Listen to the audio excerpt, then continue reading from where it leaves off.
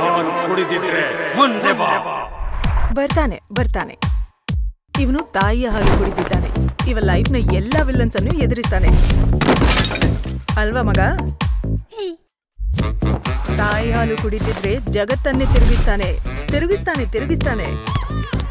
ತಾಯಿ ಹಾಲು ಕುಡಿದಿದ್ರೆ ಆಗಸವನ್ನು ಮುಟ್ಟುತ್ತಾಳೆ.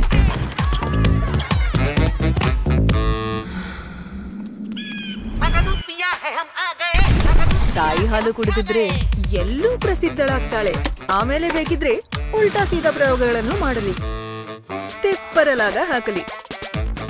ಎಲ್ಲ ಕಡೆಯೂ ಸಹಾಯ ಮಾಡುತ್ತೆ ತಾಯಿಯ ಹಾಲು.